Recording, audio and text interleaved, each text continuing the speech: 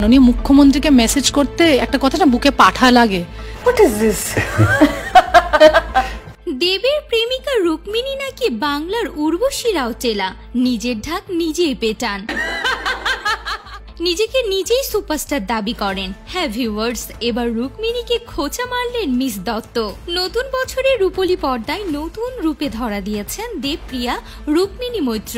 রামকমল মুখোপাধ্যায়ের period drama Binodini একটি নটির উপখ্যান, এখানেই দাসী চরিত্রে দেখা মিলেছে তার। সমালোচকদের নজরে পুরো নাম্বার না পেলেও মোটের উপর প্রশংসা কুড়িয়েছে এই ছবি। আমার কি সাহস ছিল সেই মুহূর্তটায়। বিনোদিনীর প্রচারে কোনো খামতি রাখেনি রুক্মিণী, পাশে পেয়েছেন দেবকেও। শুধু প্রেমিক হিসাবে নন, ছবির সহ প্রযোজক হিসাবে রুক্মিণীর পাশে থেকেছেন তিনি। ছবির প্রচারে রুক্মিণীর কান্না থেকে তার হাত নড়ানো কিংবা পরিচালক রামকমলের সঙ্গে বনশালী ঋতুপর্ণর তুলনা নিয়েও কম আলোচনা হয়নি।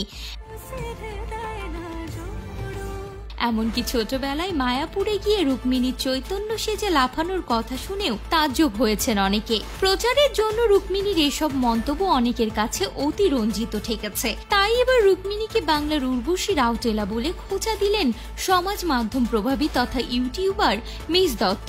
রুক্মিণীর মিমিক্রি করে নায়িকার বেশ কিছু ভাইরাল সাক্ষাৎকারের অংশ তুলে ধরলেন অনুস্মিতা ওরফে miss Dutta.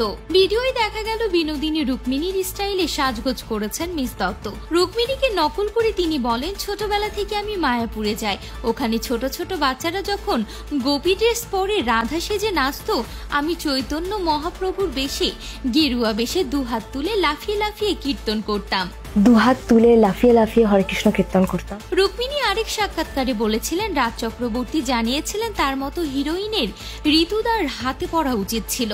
Straight up with Shri পডকাস্টে পরিচালক রামকমল মুখোপাধ্যায়কে বনশালী ও ঋতুপর্ণার মিশেল বলে উল্লেখ করেছিলেন রুক্মিণী নিজে, যার জন্য কম ট্রোলড হননি নায়িকা। সেই সব অংশগুলো নিয়েই মজা করেছেন এই ইউটিউবার। এখানেই শেষ নয়, রুক্মিণী এও বলেছিলেন তার সিনেমা নাকি অস্কারে যাওয়া উচিত, তা নিয়েও কম কটাক্ষ শুনতে হয়নি রুক্মিণীকে। তবে যাই হোক, রুক্মিণী ভক্তরা এ ব্যাপারটাকে নায়িকার সাফল্য হিসেবে গ্রহণ করছে। তাদের কথায় রুক্মিণী নিজের মতো করে চেষ্টা করেছে।